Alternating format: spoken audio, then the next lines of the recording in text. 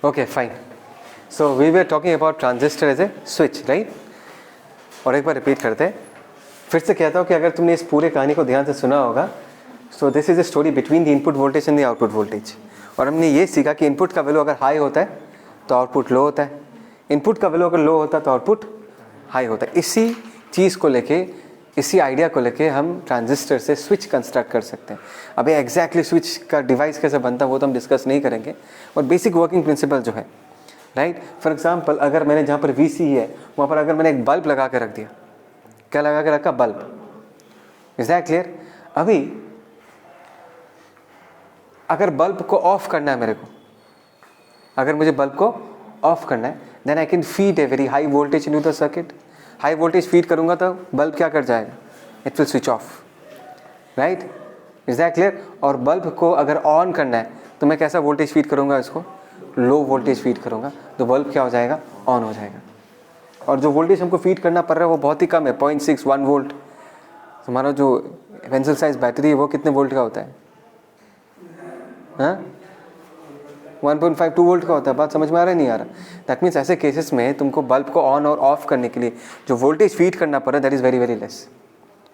समझ में आया? और यहाँ पर जो हम वोल्टेज फीड करते हैं ना, वो बैटरी लगा के नहीं करते, आगे जाके तुमको पता चलेगा। हम जो वोल्टेज फीड करेंगे it is in the form of an AC signal, एक ऑल्टरनेटिंग वोल्टेज फीड करते हैं। बात समझ में आया? Is that clear? तो ऐसे केसेस में ना, अगर हम ट्रांजिस्टर से स्विच बनाते हैं तो ऐसा कोई मैकेनिकल पार्ट्स नहीं होता। जैसे कि ये जो स्विच है इसमें मैकेनिकल पार्ट है ना, ऑन ऑफ करना पड़ता है। Next time passes what will happen, इसमें एक वेयर एंड टेयर आ जाएगा और ख़राब हो जाएगा, फिजिकल कॉन्टैक्ट नेसेसरी है। बट ट्रांजिस्टर में तुमको सिर्फ सिग्नल फीड करना पड़ेगा, और सिग्नल तो हम एंटेना के थ्रू भी पास कर सकते हैं। रिमोट में क्या करते हैं? दूर से तो सिग्नल भेजते हैं, वो कैसा सिग्नल होता है? Is also voltage signal. तो मैं बाहर से बिना कोई कॉन्टैक्ट का इस पूरे सर्किट में, did any part of the circuit move? Are there any moving parts in the circuit? There are no moving parts in the circuit. इसका लॉन्जेविटी क्या होगा? बहुत ज़्यादा होगा, because none of the part is moving. Secondly, इसमें अगर हमको voltage feed करना है तो कोई फिजिकल कॉन्टैक्ट नेसेसरी नहीं है। So that is the reason transistor is a better switch, right. और ये ऑन ऑफ कैसे काम करता है वो जस्ट मैंने तुमको समझा दिया है। High input voltage, low output, bulb off हो जाएगा। Low input voltage, high output, bulb क्या हो जाएगा? ऑन हो जाएगा। सरफेस लेवल पे समझा, इतना ही चाहिए। Is that clear? पॉज करना। ओके फाइन, बीच में टैप किया ना। सो हमने ये देख लिया कि ट्रांजिस्टर का 3 वर्किंग स्टेजेस क्या है। ट्रांजिस्टर एज ए स्विच, उसी से ही एक्सप्लेन कर दिया मैंने। आज बारी transistor as an amplifier. Amplifier मतलब वो क्या एम्पलीफाई करता है? सिग्नल्स को एम्पलीफाई करता है। Is that clear? एम्पलीफायर का एग्जांपल क्या है? जब तुम माइक में गाते हो, तुम जो वॉइस सिग्नल फीड करते हो उसका एम्पलीट्यूड तो बहुत ही कम है। माइक क्या करता है? तुम्हारे साउंड सिग्नल को इलेक्ट्रिकल सिग्नल में कन्वर्ट करता है और इस एम्पलीफायर को देता है, ट्रांजिस्टर को। ये एम्पलीफाई करके फाइनली सिग्नल को, जो एम्प्स दिखते हैं ना बड़े बड़े तुमको, वहाँ से एमिट करता है उसको। ये करता कैसा है ये डिस्कस करेंगे अभी। बहुत ही सिंपल सा डिस्कशन है, ध्यान से सुनना लेकिन, ठीक है ना। देखो यहाँ पर जो हमने बाइसिंग बैटरीज लगा के रखा है, VBB, VCC, this are all DC batteries. ये सारे के सारे क्या है? DC batteries. जब तुम गाना गाते हो ना, और वो जो माइक है, वो डिवाइस है, वो उसको जो इलेक्ट्रिकल सिग्नल में कन्वर्ट करता है, that is basically an AC signal. वो जो इलेक्ट्रिकल सिग्नल है वो AC फॉर्म में होता है, पल्सेटिंग फॉर्म में होता है। तो लेट अस इमेजिन ए sinusoidal signal, sinusoidal voltage signal. समझ में आया? तो हम क्या करते हैं, ये दिख रहा है VI और ये साइन दिख रहा है, it represents what? This is an AC signal. Is that clear? And this is a sinusoidal signal. तो एक बात को समझो कि हमने इसको फीड कहाँ पर किया? हमने इसको VBB के साथ जोड़ के, सुपरपोज करके बेस एमिटर जंक्शन को फीड किया। Do you agree with this? जो VBB है उसके साथ सुपर इम्पोज करके, उसके साथ जोड़ के हमने किसको खिलाया? बेस एमिटर जंक्शन को खिलाया। Is that clear? पक्का? कोई doubt? Okay, now the first thing that you need to understand is that कि अगर मैंने यहाँ पर एक पल्सेटिंग वोल्टेज इसको फीड किया, मतलब ये जो वोल्टेज हमने फीड किया इसका एक कांस्टेंट पार्ट होगा और इसका एक साइनसोइडली वेरिंग पार्ट होगा। बात समझ में? कांस्टेंट पार्ट के लिए you will get a constant base current, लेकिन जो साइनसोइडली वेरिंग वोल्टेज है वो क्या करेगा? तुम्हारे बेस करंट को बदलता रहेगा। There will be a change in base current. Is that clear? And we all agree कि अगर बेस करंट बदलता है because of this sinusoidally varying voltage, तो कलेक्टर करंट जो होगा वो भी साइनसोइडली वेरिंग होगा। करेक्ट। और अगर कलेक्टर करंट साइनसोइडली वैरिंग है, जो आउटपुट वोल्टेज हमको मिलेगा वो भी क्या होगा, वो भी साइनसोइडली वैरिंग होगा। Is that clear? समझ में आया? Is that clear? So if you talk about V naught, ध्यान से देखना, वी नॉट जो हमको आउटपुट मिलता है, यहाँ पर भी हमने एक ये वाला सिंबल डाल के रखा है, बिकॉज यहाँ से जो हमको वोल्टेज मिलेगा वो that will be sinusoidally varying voltage. यहाँ तक तो क्लियर है? पक्का समझ में आया? Okay, now I want you people to remember the output characteristic. ये जो ग्राफ बनाया था, output characteristic, graph between IC and VCE, याद है वो ग्राफ? ऐसा ग्रो करता है फिर सैचुरेट हो जाता है, ऐसा ग्रो करता है फिर सैचुरेट हो जाता है। IB का वैल्यू मैंने एक बार 10 माइक्रो एम्पेयर लिखा था, नेक्स्ट ग्राफ के लिए 20 माइक्रो एम्पेयर लिखा था, नेक्स्ट ग्राफ के लिए क्या लिखा था, 30 micro ampere. And correspondingly IC का वैल्यू कैसे वेरी कर रहा था, 2 मिली एम्पेयर से 4 मिली एम्पेयर, 4 मिली एम्पेयर से 6 मिली एम्पेयर। बात समझ में आया? सो वी ऑल नो कि अगर बेस करंट बदलता है तो कलेक्टर करंट भी बदलेगा। ये तो कहानी बता ही चुका हूँ। बेस करंट बढ़ गया तो तुमको क्या समझ में आया कि इमीटर से ज़्यादा चार्जेस आया होगा।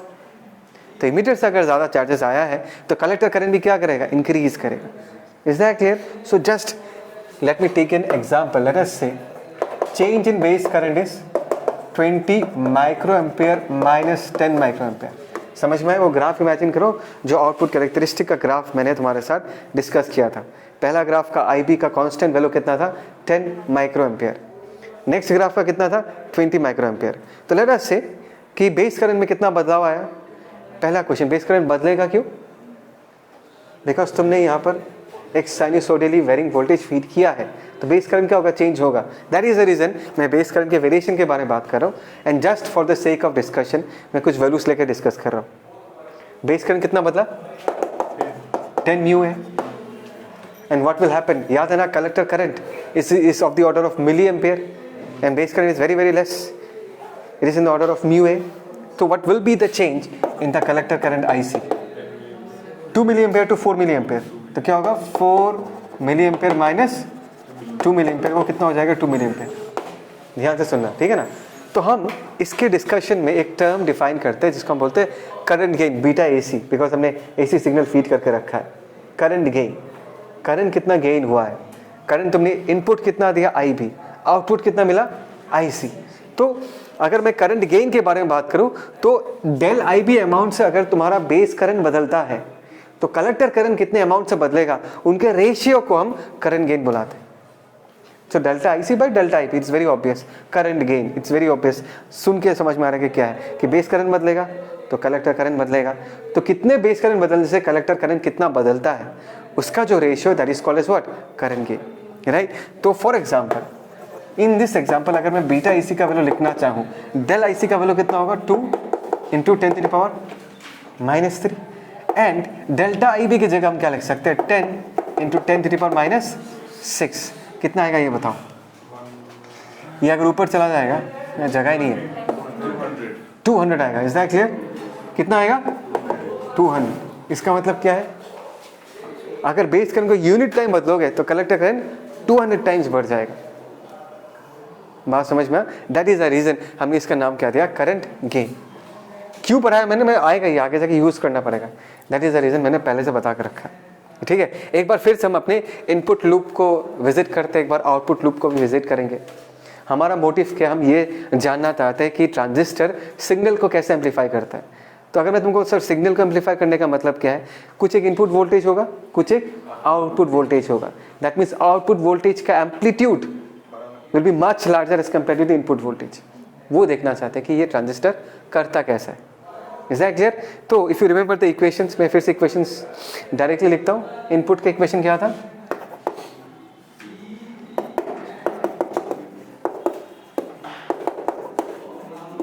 याद है ये, एंड यहां पर क्या था,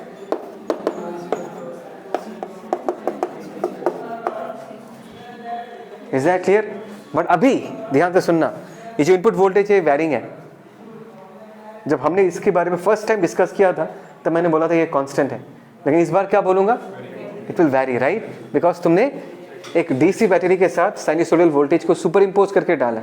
सो मैं दोनों तरफ डेल लगाऊंगा, डेल मतलब चेंज, क्या लगाऊंगा, चेंज। मैं ये देखना चाहूंगा कि मैं इनपुट वोल्टेज को कितना चेंज करने से आउटपुट वोल्टेज कितना चेंज होगा, चेंज इन इनपुट वोल्टेज और चेंज इन आउटपुट वोल्टेज को कंपेयर करना चाहता हूँ, तो अगर मैं दोनों तरफ डेल लगाऊंगा, दिस इज डेल वी आई, यहाँ पर डेल आई भी आ जाएगा बिकॉज बेस करंट तो बदलता ही है, बट आर भी तो कांस्टेंट है, इसके आगे डेल नहीं लगा सकते। एंड वी बी इसका भी, इसके आगे भी हमने base emitter voltage, base emitter voltage मतलब ये वाला वोल्टेज, याद है ना, बेस इमिटर के अक्रॉस के वोल्टेज चेंज को लेकर डिस्कस करेंगे। किसी को कोई डाउट यहाँ तक? Do you all people remember that base emitter section is forward biased? And under forward bias conditions, a diode can be treated as a very, very good conductor. Is that clear? And for a very good conductor, the resistance will be very, very less. If resistance is very less, the potential drop also will be very, very less. Del VBE represent the potential drop across base and emitter, and I will take it to be tending to 0. Because base, और एक बार, because base emitter junction is forward biased. Under forward bias conditions, base emitter behaves like a very good conductor. तो उसका resistance बहुत कम होगा, उसके across का drop भी क्या होगा, बहुत कम होगा। तो हमने डेल वी बी का वैल्यू 0 मान के रखा है। सो यहाँ पर डेल वी आई का वैल्यू कितना आया, that is del I B into R B. This is one of our equation and we shall repeat the same process for this also. दोनों तरफ डेल लगा के रखेंगे।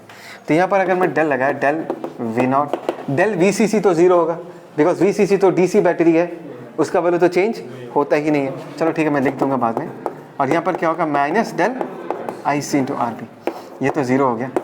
सो that is del V naught is equal to man minus del I C into R C. किसी को कोई doubt? किसी को कोई डाउट? ओके, नाउ हम क्या करेंगे, विल अगेन कंपेयर करने के लिए हमने ऐसे कैसे ऐसे कंपेयर किया था, ऊपर कलेक्टर करंट, नीचे बेस करंट, ये इनपुट या आउटपुट। अभी यहाँ पर हम क्या करेंगे, वोल्टेज गेन स्टडी करेंगे। ये क्या था, करंट गेन, यहाँ पर क्या होगा, obviously voltage gain. End voltage gain in this case किसी किसी बुक में ए वी लिखा रहता है ऐसे करके, तो del V naught by del V I. Is that clear? अच्छा, डेल वी नॉट की जगह हम क्या लिख सकते हैं, minus del I C into R C divided by delta V I की जगह हम क्या लिख सकते हैं, del I B into R B. समझ पा रहे हो मैं क्या कह रहा हूं? क्या तुम इसको पहचानते हो? This is nothing but current gain which is very very large of the order of what, 200। तो इसको हमने माइनस बीटा ए सी लिख दिया। This is what, R C by R B. R C मतलब कलेक्टर का resistance, R B मतलब base का resistance. क्या मेरा कंट्रोल है इन दोनों पे? आर सी आर बी के वैल्यू पे मेरा कंट्रोल नहीं है क्या? क्यों नहीं है? रेजिस्टेंस है ना, मैं ही सेट करता हूँ। तो मैं आर सी को बहुत बड़ा सेट कर सकता हूँ, आर बी को बहुत कम सेट करता हूँ। तो what will happen to the entire term as a whole, it will be very very large. मतलब इसका जो ratio del V naught by del V I, इसका जो वैल्यू होगा वो बहुत बड़ा होगा। मतलब ऊपर वाला term that is output voltage is much larger as compare to what, as compare to the input voltage. So that is how the voltage signal gets amplified. Can you tell me the significance of minus sign? This are all sinusoidally varying voltages. और इसका आगे minus का मतलब ये है that the input voltage and the output voltage is 180 degree out of phase. मतलब अगर input में तुम ऐसा सिग्नल फीड करते हो, जब यहाँ से आउटपुट से निकलेगा वो ऐसा निकलेगा। इससे गाने के साउंड में क्या फ़र्क पड़ेगा? कुछ फ़र्क नहीं पड़ेगा। ये भी सा है, वो भी सा है, इंटेंसिटी में पड़ेगा, सिर्फ साउंड के क्वालिटी में कोई फ़र्क नहीं पड़ेगा। सो हमारे लिए ये चीज़ मैटर नहीं करता। इसका एम्पलीट्यूड देखो इतना छोटा, इसका एम्पलीट्यूड बहुत बड़ा है, वोल्टेज गेन हो चुका है। कभी कभी वोल्टेज के गेन के बाद हमको पावर गेन भी समझाना पड़ता है। पावर क्या होता है, वी आई, तो पावर गेन क्या होगा, voltage gain into current gain.